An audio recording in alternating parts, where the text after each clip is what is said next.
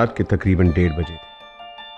काली रात की चादर ओढ़े एक धुन्ना सा साहब हाथ में हथौड़ा लिए अनुपमा के दरवाजे की ओर बढ़ा। कदमों में निश्चय, आंखों में आग और सीने में दफन बस एक ही मकसद, बदला। हथौड़े के बस एक ही वार के सामने सहमे हुए दरवाजे ने भी घुटने टेक दिए और गुमनाम कातिल अनुपमा के घर में घुसा। खतरा और भी करीब, और बढ़ता गया। अनुपमा के कमरे थे जहां वो आने वाले मौत से अनजान राहुल के सपनों में कोई चैन की नींद सो रही।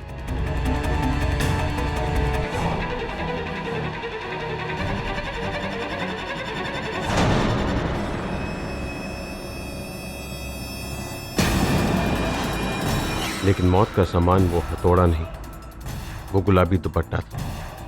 वो आंचल जिसे कभी राहुल ने थामकर अनुपमा को अपनी बाहों की आगोश में घेरा था, आज यही आंचल अनुपमा को मौत की आगोश में ले जाने वाला था। अनुपमा की आंख खुली तो सिर्फ बंद होने की, क्योंकि फंदा अब गले में था। सांसें हलक में, जान मौत की दहलीज पर जिंदगी उसका दामन छोड़ रही, हमेशा के लिए। मकसद खत्म हो चुका था, पर कातिल का खेल नहीं। उसने अनुपमा के बेजान शरीर को सीधा किया और फिर अनुपमा के मनपसंद मोगरे के फूलों की सेज बिछाई। उसकी आंखों पर उसके वही 2 लकी सिक्के जो उसके बचपन के दोस्त अनुज को 20 साल पहले दिए थे।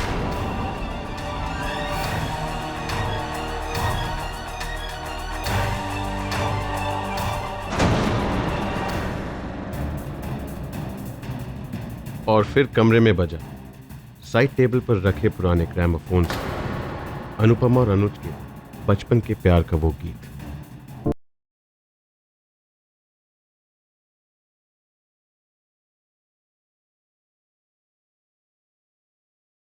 जिस तरह एक लिखे हुए दस्तावेज का अंत होता है हस्ताक्षर, एक स्प्रे कैन से काले पेंट से कातिल ने अपनी आखिरी सलामी लिखी दीवार पर। तुम मेरी थी, मेरी हो, मेरी रहोगी।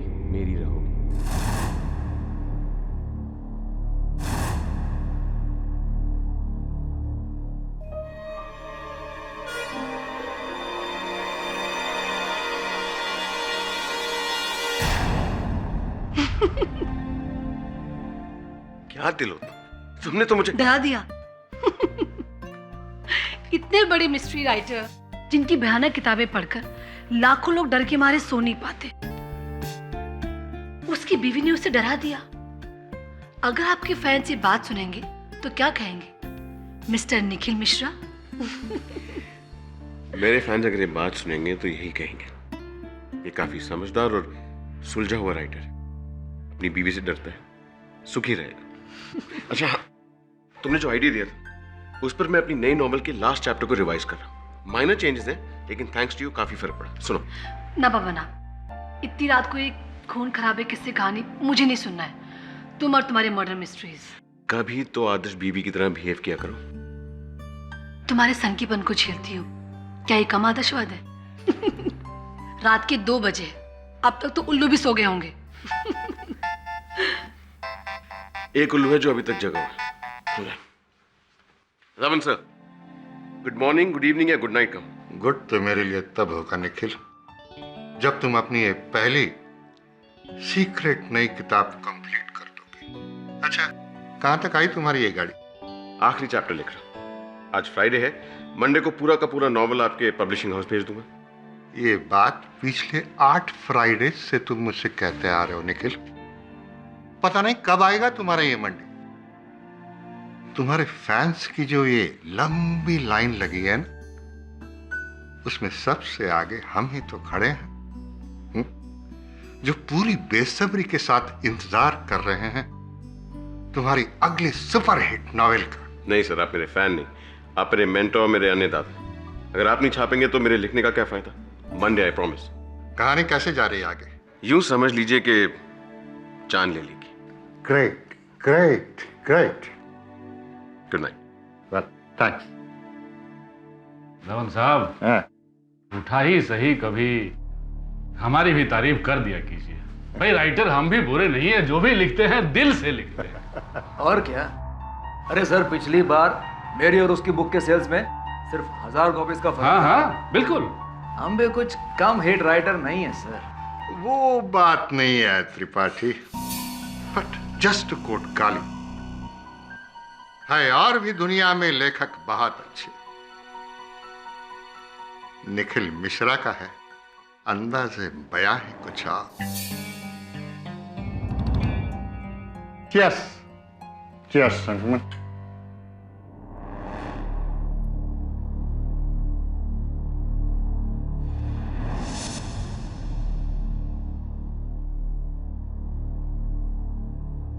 Don't believe this. Mrs Bilimoria, बाहर का मेन डोर आपने ठीक नहीं कराया अभी तक।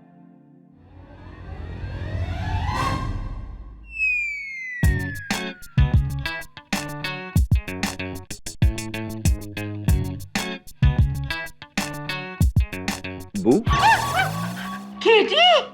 Relax Mrs Bilimoria. क्या पढ़ रही हैं आप? Murder he road by Nikhil Mishra. इस नॉवेल में आप इतनी खो गई हैं, इतना ध्यान आप मेरे केसेस में देती तो क्या बात होती। Any messages? नो केडी, ये बेस्ट सेलर राइटर है और ये इसकी लेटेस्ट बुक है, murder he wrote, English translation. हर सेकंड पेज पे ट्विस्ट एंड टर्न्स। तुमको भी पढ़ना चाहिए। Thanks Mrs Bilimoria, but no thanks. मेरे केसेस में वैसे भी इतने ट्विस्ट एंड टर्न्स हैं कि और ट्विस्ट एंड टर्न्स मेरे जीवन में आए तो मैं स्वयं ट्विस्ट एंड टर्न हो जाऊंगा। वैसे आपको ये पुस्तक हिंदी में पढ़नी चाहिए, दुगना लाभ होगा, मजा भी आएगा और आपका शब्दकोश भी सुधरेगा। मैं तो इसकी नेक्स्ट बुक के लिए वेट कर रही हूँ। सुना है नेक्स्ट मंथ उसका न्यू रिलीज होगा। अब वो बुक तभी रिलीज होंगी जब निखिल जेल से रिलीज होंगे। आपकी तारीफ? मैं तिलोत्तमा मिश्रा, निखिल मिश्रा की वाइफ। Small world.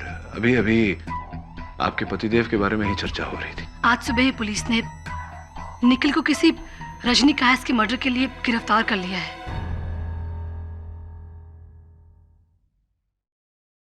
निखिल की नई नॉवेल मौत के परिंदे, उसमें अनुपमा का मर्डर बिल्कुल उसी तरह से होता है जिस तरह से रजनी का मर्डर हुआ।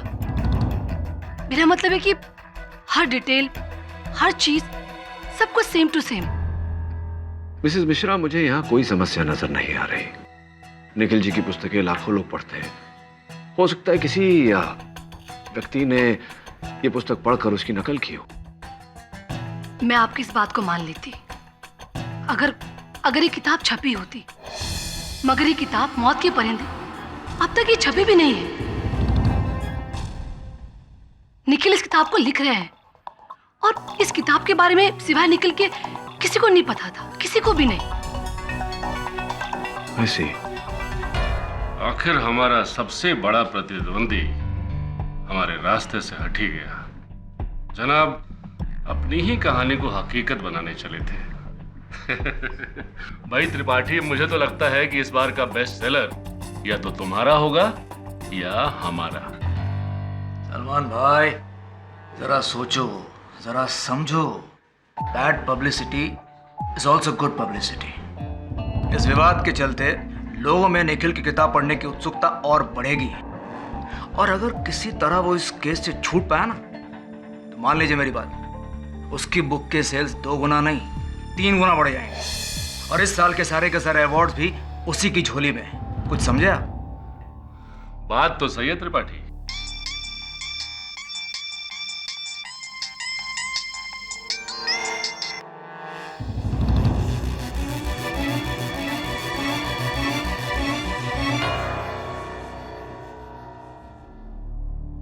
ओह मिस्टर केडी पाठक, आप सोच भी नहीं सकते मुझे कितना सुकून मिला है ये सुनकर कि निखिल का केस आप लड़ रहे हैं।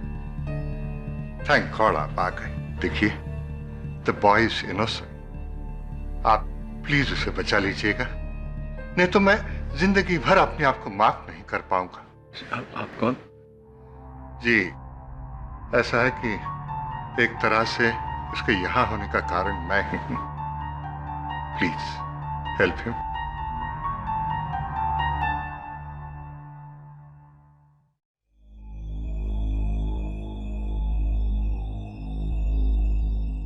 मिश्रा जी, ये कौन थे? श्रीश धवन मेरे पब्लिशर हैं। मेरी पहली नॉवल इन्होंने पब्लिश की थी। काफी उपकार है इनके मुझ पर। ऐसी। ये बताइए मिश्रा जी, आपने अपनी नई पुस्तक किसी को पढ़ने दी थी? मैं अपने काम को लेकर काफी सीक्रेटिव रहता हूँ केडी।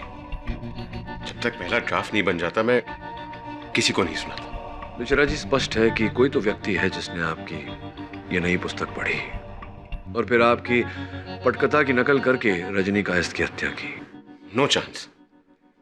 मेरी कहानी की एक ही कॉपी है जो मेरे लैपटॉप पर है, जिसका पासवर्ड सिर्फ मेरे पास है, मेरी वाइफ के पास भी नहीं। और ये प्रिंटआउट्स मैंने खुद निकाले, एक ही सेट।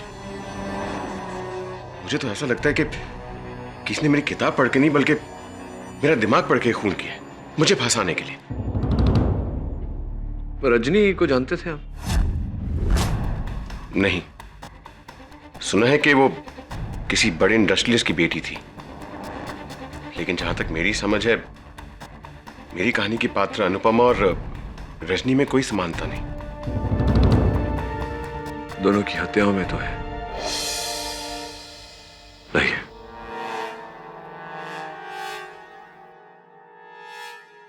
मकसद खत्म हो चुका था, पर कातिल का खेल नहीं। उसने अनुपमा के बेजान शरीर को सीधा किया और फिर अनुपमा के मनपसंद मोगरे के फूलों की सेज बिछाई और फिर उसी फूलों से उसके शरीर को ढका और उसकी आंखों पर उसके वही 2 लकी सिक्के जो उसके बचपन के दोस्त अनुज को 20 साल पहले दिए थे और रखे। और फिर कमरे में बजा अनुपमा और अनुज के बचपन के प्यार का वो गीत साइड टेबल पर रखे हुए ग्रामोफोन से। और जिस तरह एक लिखे हुए दस्तावेज का अंत होता है हस्ताक्षर, एक स्प्रे कैन से ब्लैक पेंट से कातिल ने आखिरी सलामी लिखी दीवार पर, तुम मेरी थी, मेरी हो और मेरी रहोगी। रोंगटे खड़े हो गए। कमाल लिखते हैं आपके हाथों में जादू है। मतलब इतनी गहराई से लिखते हैं आप कि पढ़ने वाले को तो यूं खून यूं सामने होते हुए दिखता है। फिर क्यों यूं प्रैक्टिकली फिजिकली जाकर खून करने की क्या जरूरत क्या थी? है आई ऑब्जेक्ट योर ऑनर। अब तक ये प्रमाणित नहीं हुआ है कि मेरे मुवक्किल ने रजनी कायस्थ की हत्या की है। हत्या स्थल पर किसी की उंगलियों के निशान नहीं पाए गए, कोई ऐसा सुराग भी नहीं पाया गया योर ऑनर जो इस बात का संकेत हो कि निखिल मिश्रा जी ने रजनी जी की हत्या की है। Objection sustain. साबित नहीं हुआ तो कर देंगे 10 मिनट। योर ऑनर, अब तो आप भी जान गए होंगे और मान भी लेंगे कि रजनी कायस्थ का खून हूबहू बिल्कुल उसी तरह हुआ है जिस तरह से निखिल मिश्रा चाहते थे। हाँ सॉरी, जिस तरह से उन्होंने लिखा था। जी नहीं, ऐसा नहीं। स्पष्ट किए देता हूं। किताब में गुलाबी रंग के दुपट्टे का जिक्र है, जबकि हत्या नीले रंग के दुपट्टे से की गई है।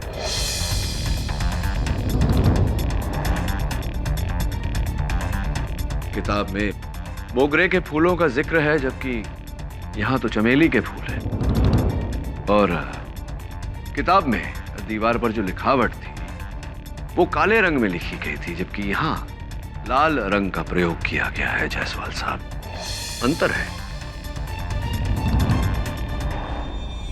आपके ऑब्जर्वेशन को मानना पड़ेगा सर।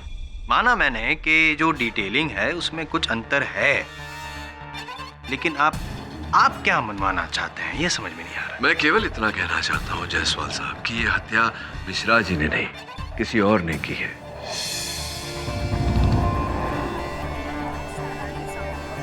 अगर ये हत्या मिश्रा जी ने की होती तो स्वयं इनकी लिखी हुई जानकारी ये क्यों भूल जाते? कम ऑन पाठक साहब, अब दुपट्टे का रंग नीला ना हो के गुलाबी हो गया तो क्या हुआ? दुपट्टे का रंग बदला है, खून का रंग नहीं। और जैसे कि मिश्रा जी की किताब में जो क्या विस्तृत रूप से जो वर्णन किया गया है, वो फूल, वो ग्रामोफोन, व्हाटएवर, खून भी उसी तरह से हुआ ना। और जैसा कि आप कह रहे हैं कि किसी और ने शायद पढ़ा होगा, तो मैं आपको बता दूं कि नहीं, किसी और ने ये किताब पढ़ी नहीं है। आपको विश्वास नहीं होता? चलिए पूछते हैं मिश्रा जी से। मिश्रा जी, सही कह रहा हूं मिश्रा जी? राइट। और एक बात बता दीजिए कि ये रजनी कायस्थ के साथ आपका क्या रिश्ता था? मैं रजनी को नहीं जानता था। पक्का? ऑफ कोर्स पक्का। चलो, आप रजनी कायस्थ को नहीं जानते थे, तब ये बताइए कि आपकी इस किताब के बारे में और कौन जानता था? जी वैसे तो कोई नहीं। नहीं, वैसे मतलब कैसे? आई मीन मेरी वाइफ तिलोत्मा जानती थी मेरे बुक के बारे में, लेकिन इतनी डिटेल में नहीं। इतनी डिटेल में नहीं पता था कि जिस तरह से डिटेलिंग में वर्णन किया गया था किताब में, उस डिटेलिंग से वो खून कर सके। यही कहना चाहते हैं ना? सोचिए सोचिए। अच्छा, कोई और? मिश्रा जी, आप राइटर हैं, किसी की तकदीर लिखने का ये आखिरी मौका है। मेरा मतलब है अपने आप को निर्दोष ठहराने का और किसी और को दोषी ठहराने का ये आखिरी मौका है भैया।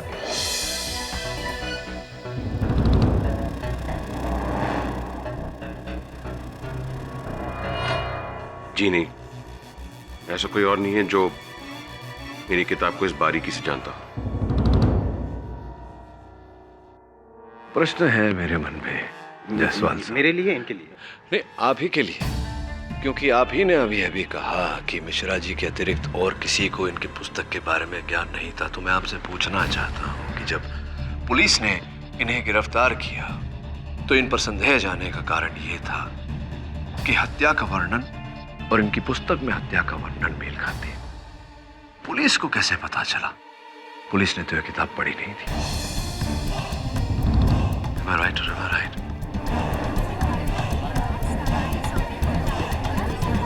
Silence, please. मिश्रा जी, बताइए कि पुलिस को इस बारे में सूचित किसने किया था? जी हाँ, मैंने पुलिस को बताया था निखिल के बुक के बारे में।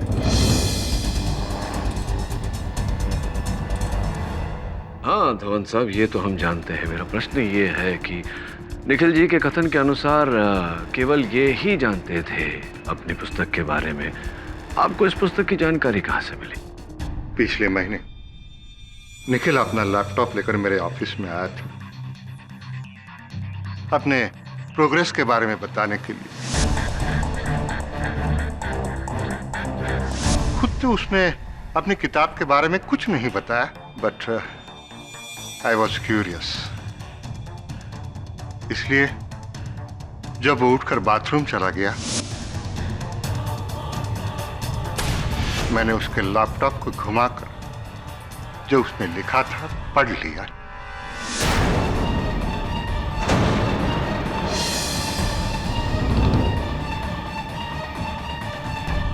Curiosity kills the cat, Mr. Dhawan.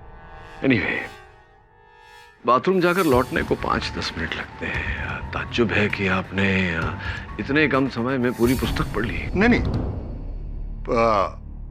मैंने मैच सिनॉप्सिस पढ़ा। मैंने सिनॉप्सिस पढ़ी, आपने कहानी का संक्षेप पढ़ा, लेकिन कहानी के संक्षेप में इतनी विस्तृत जानकारी तो होती नहीं। किस रंग का दुपट्टा, इत्यादि इत्यादि। जिसमें लिखा था कि नायिका की मौत स्टोरी के एंड में फूलों की सेज पर होती है। तो उसी दिन पुलिस कमिश्नर साहब एक पार्टी में मुझे मिले। उन्होंने रजनी की हत्या के बारे में बताया। फिर मैंने भी, जैसा हम कैजुअली बोलते हैं ना, कि निखिल के बुक के बारे में बताया। उसमें भी नायिका की मौत ऐसे ही होती है। जो आपने मुझसे बात कही थी कि आप ही के कारण निखिल जी की ये दुर्दशा है। अब मैं उस बात का तात्पर्य समझा कि यही कारण था जो आपने वो बात कही थी, या कोई और भी कारण है? हाँ हाँ, यही एक वजह थी, और क्या वजह हो सकती है? यही, आप ही ने निखिल मिश्रा की बुक की कॉपी की, आप ही ने रजनी कायस्थ का खून किया ताकि निखिल मिश्रा फंस जाए। करें पाठक सर? क्या बात है जायसवाल साहब, आई एम इम्प्रेस्ड। सही कहते हैं, संगत का असर होता है। अब देखिए ना, मेरे साथ रह रहकर आप भी उचित मुद्दा उठाने लगे। तो बताइए अथवत साहब, क्या ऐसा हुआ था कि आपने मिश्रा जी की किताब पढ़ी और उससे इंस्पायर होकर, प्रेरित होकर ये हत्या की और इन्हें फंसाया? मैं निखिल को क्यों फंसाऊंगा? अरे वो तो मेरे बेटे जैसा है, शुरू से मैंने कितनी हेल्प की है उसे। जी हाँ, धवन सर मेरा नुकसान क्यों चाहिए? इसे तो उन्हें नुकसान होगा। करेक्ट, सही बयान दे। अब मिश्रा जी, एक छोटा सा सही बयान और दे ही दीजिए कि आप ही ने रजनी कायस्थ को। मैंने आपसे कहा ना, मैं रजनी को नहीं जानता था। मैं भूल जाता हूँ आप रजनी को। कभी कोई पार्टी वगैरह में मिले तो फिर हो सकता है कहीं कभी किसी बुक लॉन्च पे कुछ ऐसा। आप फिर से वही बात कर रहे हैं। I object your honour, prosecution is coercing the witness. Jaiswal साहब मेरे मुवक्किल पर दबाव डाल रहे हैं। Objection sustained. योर ऑनर, आजकल के दौर में चलचित्र के निर्गमन से पहले ही, उसके रिलीज से पहले ही उसकी चोरी की हुई पायरेटेड कॉपी इंटरनेट पर आ जाती है। हो सकता है ऐसा कुछ मिश्रा जी की पुस्तक के साथ भी हुआ हो। प्रकाशन से पहले ही किसी ने इनकी पुस्तक चुराई हो, उससे प्रेरित हुआ हो और उसकी नकल करके यह हत्या की हो और इन्हें फंसाया हो।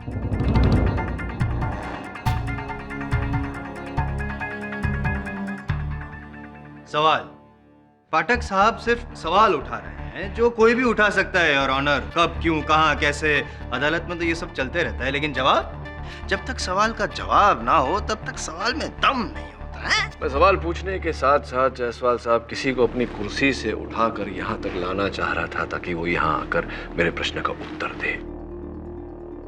योर ऑनर, मैं मिस्टर गुलशन त्रिपाठी को कटघरे में बुलाने की अनुमति चाहता हूँ। मिस्टर गुलशन त्रिपाठी, आप भी एक लेखक हैं। मिश्रा जी की तरह अनेक रोमांच से भरे मर्डर मिस्ट्रीज लिखे हैं आपने, क्या यह सत्य है? जी तो एक प्रकार से तो आप मिश्रा जी के प्रतिद्वंदी हुए। जी। क्या बात है, आप इतना डर क्यों रहे? पानी पिएंगे? नहीं नहीं, मैं ठीक हूँ। दरअसल ये इन्होंने इनकी नॉवेल में क्या लिखा है मुझे कुछ नहीं मालूम। क्या ना कि हम लोग हमारे काम कभी शेयर नहीं करते। गुलशन त्रिपाठी @zingmail.com आप ही का ईमेल आईडी। तो आप अपना ईमेल चेक करते हैं रोजाना या हर दूसरे दिन? जी, दूसरे दिन। कुछ समय पहले एक ईमेल भेजा आ गया था। ये जो है त्रिपाठी साहब, ये मिश्रा जी के लैपटॉप से निकाली गई इनके ईमेल आईडी की सेंट बॉक्स की उसका प्रिंट आउट है। यहां देखिए, गुलशन त्रिपाठी @zingmail.com। इसके साथ में एक अटैचमेंट भी है, मौत के परिंदे, अंतिम अध्याय, द फाइनल चैप्टर।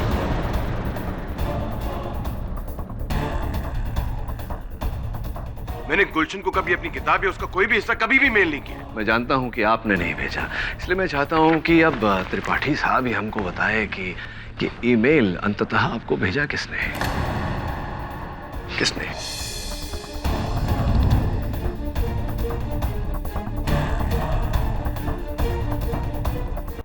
मैंने मना किया था तुम्हें, मत करना ये सब। मेरी बात माने नहीं। देखो, सदिया ना मुझे।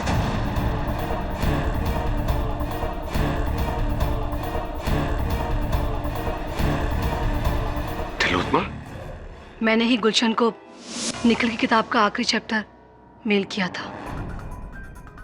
मिश्रा जी, क्या आपको इस बारे में कोई जानकारी थी? जी नहीं। I mean, हाँ, तिलोत्मा और गुलशन की दोस्ती के बारे में जानता था। दोनों कॉलेज में साथ पढ़ते थे। लेकिन मुझे समझ नहीं आ रहा कि मुझसे पूछे बगैर मेरे सबसे बड़े राइवल को तुमने मेरी किताब क्यों भेजी? तुम्हारे लिए, तुम्हारी परेशानी को दूर करने के लिए। जज साहब, पिछले कई दिनों से निखिल अपनी किताब की आखिरी अध्याय को लेकर बहुत परेशान था। वो अपने आखिरी अध्याय में बुरी तरह से अटक गया था, जिसकी वजह से निखिल का मूड हमेशा ऑफ रहता था। और तो और इन सब की वजह से हम दोनों के बीच में झगड़े शुरू होने लगे। बस मुझसे ये सब कुछ देखा नहीं गया, मुझसे निखिल की परेशानी देखी नहीं गई।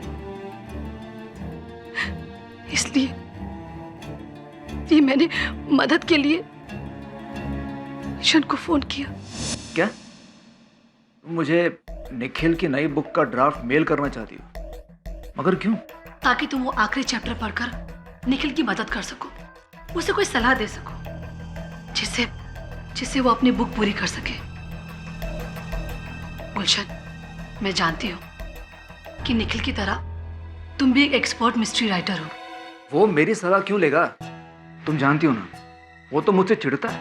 देखो गुलशन, तुम अपनी राय, अपनी सलाह मुझे बता देना और मैं निखिल को, और उसे पता नहीं चलेगा कि मैंने तुमसे मदद ली है।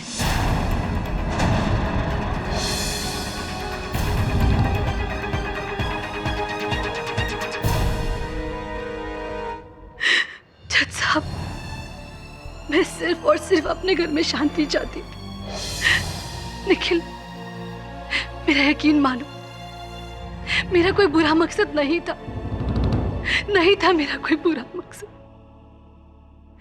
मैं क्षमा मांगने का समय मिलेगा आपको। योर ऑनर, रजनी कायस्थ हत्याकांड में पुलिस का निखिल मिश्रा जी पर संदेह जाने का एक ही कारण है कि इनकी पुस्तक में हत्या का विवरण और असल हत्या का विवरण मेल खाता है। अब तक अदालत के समक्ष ये बात थी कि मिश्रा जी के अतिरिक्त और किसी व्यक्ति को भी इस विवरण के बारे में कोई जानकारी नहीं थी। अब अदालत में यह स्पष्ट हो चुका है कि 3 और व्यक्ति इस पुस्तक के बारे में जानते थे। सर्वप्रथम इनके प्रकाशक श्री शिरीष धवन, द्वितीय इनकी धर्मपत्नी श्रीमती तिलोत्तमा मिश्रा, और तीसरे इनकी पत्नी के घनिष्ठ मित्र श्री गुलशन त्रिपाठी जी। इसके चलते योर ऑनर, मेरे मुवक्किल पर संदेह 75% कम हो जाता है, और मुझे पूरी अपेक्षा है कि मेरे होनहार मित्र भी मेरी इस बात से सहमत होंगे। जी नहीं, आपने कहा और मैंने माना, ऐसा होगा नहीं। क्योंकि क्या है, मिस्टर त्रिपाठी, मिसेस मिश्रा और श्री धवन जी, इन्होंने भले ही किताब पढ़ी हो, लेकिन ये तीनों में से कोई भी रजनी कायस्थ को जानता नहीं था, और जब जानता नहीं था तो वो रजनी कायस्थ के मौत का अध्याय क्यों लिखेगा? जायसवाल साहब, संभवतः आप ये भूल रहे हैं कि मेरे मुवक्किल ने भी अपने कथन में कहा कि वो रजनी कायस्थ को नहीं जानते थे। एक मिनट, आप अगर बैठना चाहे तो बैठ सकते हैं। मैं जरा पूछना चाहता हूँ। हाँ, बी माय गेस्ट। हाँ मिश्रा जी, जैसे कि अभी पाठक साहब ने बताया कि मैं भूल रहा हूँ, आपने जो वो स्टेटमेंट दिया था, कहीं ऐसा तो नहीं कि आप भी भूल रहे हैं कि आपका रजनी कायस्थ के साथ कोई रिश्ता था? कहीं ऐसा? अगेन, मैंने आपसे कहा ना, मैं रजनी को नहीं जानता। रजनी मेरा क्या ताल्लुक? यही तो मैं पूछ रहा हूँ, रजनी से आपका क्या ताल्लुक? फिर से? नहीं, just trying to be sure, that's it. मतलब रजनी को आप नहीं जानते, कभी किसी भी तरह से कोई मुलाकात हुई नहीं है, जान पहचान, मतलब कोई फेसबुक या ट्विटर या कुछ? ओ बाबा, गुस्सा, डर गया। चलो ठीक है, आपकी बात को मैं मान लेता हूं पाठक साहब कि वो रजनी कायस्थ को नहीं जानते थे। शायद रजनी कायस्थ आपको बहुत अच्छी तरह से जानती थी मिश्रा जी, नहीं?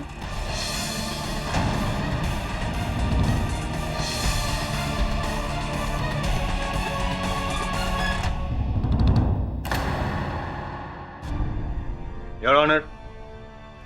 अरे क्या हुआ, घबरा गए? पसीने छूट रहे हैं, रुमाल दूं?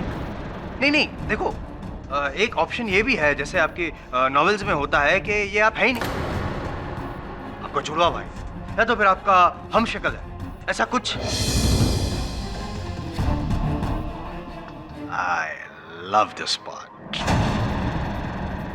गहरी खामोशी, your honour, silence speaks 1,000 words. ये खामोशी ये साबित करती है कि मैं सही रास्ते पे जा रहा हूं, है ना पाठक साहब? योर ऑनर, इस बात को साबित करने के लिए मैं बुलाना चाहूंगा रजनी कायस्थ के बड़े भाई अविनाश कायस्थ। मेरा नाम अविनाश है सर। रजनी मेरी बहन थी। उसकी मौत से 1 हफ्ता पहले वो मेरे पास आई थी और उसने। रजनी, क्या बात? मैं देख रहा हूँ बहुत दिनों से बहुत परेशान हो। कुछ नहीं भैया। भाई हूँ तुम्हारा, बोलो क्या बात? भैया वो कोई है जिससे मैं प्यार करती थी। 6 महीने से हमारा अफेयर था, लेकिन अब नहीं है। मैं उससे रिश्ता तोड़ना चाहती हूँ, लेकिन वो मान नहीं रहा, धमका रहा है मुझे। Emotional blackmail. कौन है वो? एक राइटर है। नाम तो होगा ना उसका? फॉरगेट इट भैया, मैं उसे भूल चुकी हूँ। शादीशुदा आदमी है। उसके प्यार में पड़कर मैंने बहुत बड़ी गलती करी। मैं बात करूँ उससे? नहीं भैया, फॉरगेट इट, मैं हैंडल कर लूंगी, आप चिंता मत कीजिए। अगर मुझे पता होता कि तुम ही निखिल मिश्रा हो, तुम्हारे घर में घुस के तुम्हें मारता। और जब तक मुझे पता चला बहुत देर हो चुकी थी। हाँ अविनाश जी, अफसोस देर तो हो चुकी थी, लेकिन अब आयम जायसवाल अंधेर नहीं होने देगा इस अदालत में।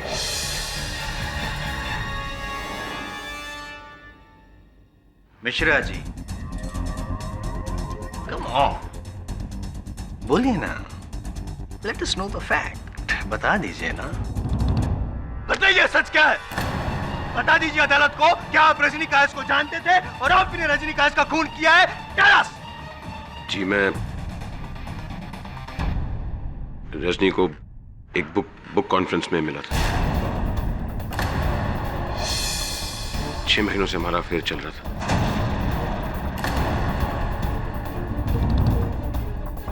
तिलोत्मा या किसी और को इस बारे में कुछ नहीं पता था।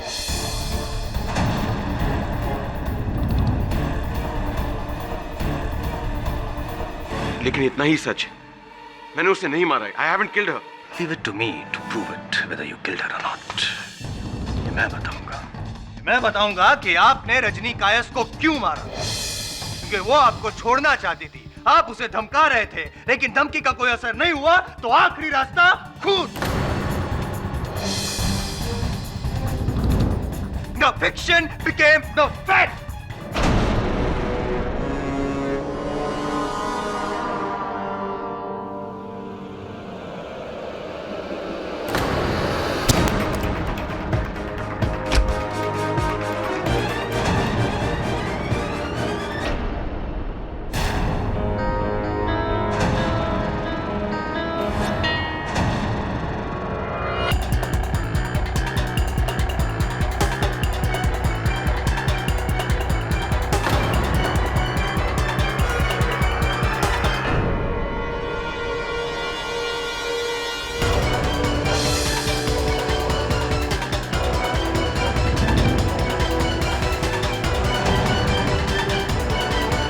तुम मेरी थी, मेरी हो और मेरी रहोगी।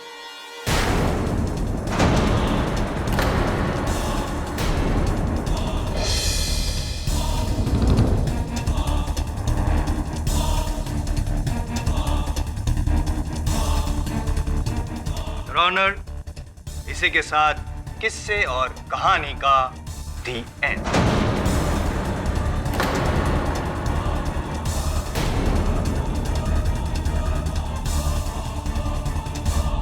केरी, आई एम रियली सॉरी, मुझसे बहुत बड़ी भूल हो गई। पर मैं और क्या करता? मैं कैसे सबको बता देता कि मेरा रजनी के साथ अफेयर था? ये बात तिलोत्मा को पता चल जाती, पुलिस को सारी दुनिया को पता चल जाती। इससे मेरा केस तो खराब होता है, लेकिन साथ ही साथ मेरी इमेज भी खराब हो जाती। इमेज? आपको इमेज की पड़ी है। यहां आपका जीवन दांव पर लगा हुआ है, उसका कुछ नहीं।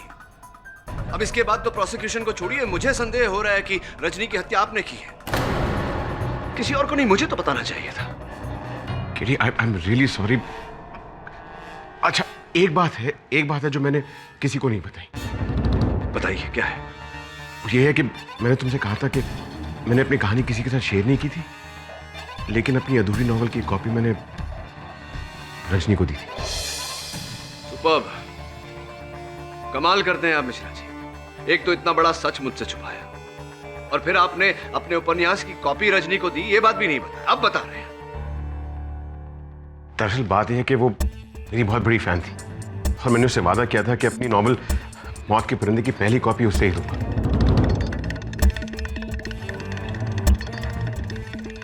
कॉपी लौटाई थी उसने पढ़ने के बाद? नहीं, उसने कॉपी वापस तो नहीं दी, और अब वो कॉपी कहाँ है मुझे नहीं पता, लेकिन हो सकता है कि किसी ने उस कॉपी को पढ़ के रजनी की जान ली हो, उसी अंदाज में। हाँ, संभव तो ऐसा ही हुआ होगा, लेकिन कैसे पता लगाएं कि रजनी की अतिरिक्त और किसने ये नॉवल पढ़ी? सिर्फ रजनी बता सकती थी, और दुर्भाग्यवश अब वो रही नहीं। केडी, प्लीज मुझे सिचुएशन से निकाल दो। आई प्रॉमिस, मैंने रजनी को नहीं मारा है, और देखो, मैंने जिंदगी में बहुत गलतियां की हैं, अपनी बीवी को धोखा दिया। एक बार मैं बच गया तो मैं तिलोत्तमा से उसके पैर पकड़ के उससे माफी मांग लूंगा। Please help me. और कोई ऐसी बात है जो आपने मुझे नहीं बताई?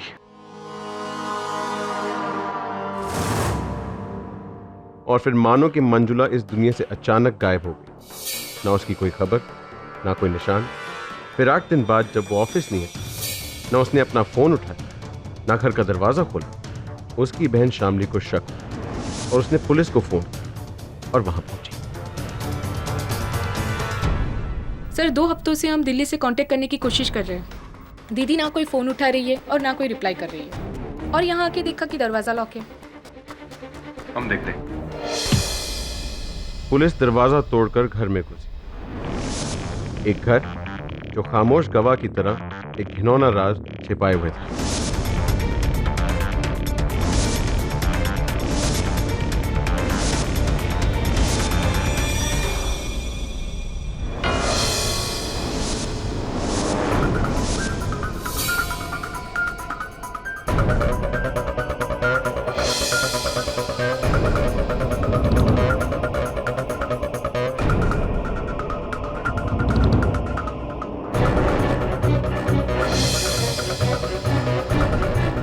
और फ्रिज खोलते ही उसमें मिली 2 हफ्तों से जमी शामली की लाश।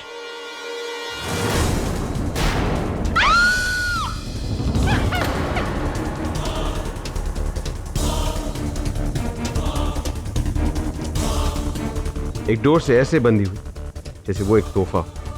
आंखों पर चढ़े सनग्लास, बालों में मुरझाए फूल, बदन पर फैले हुए जहर का नील।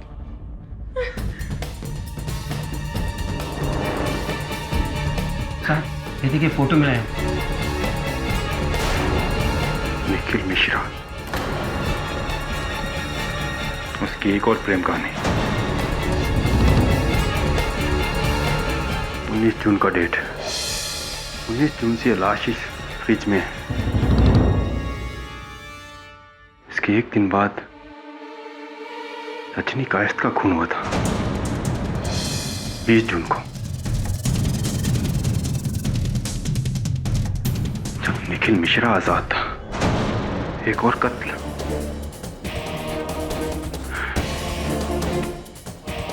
Bad news for KD Pathak.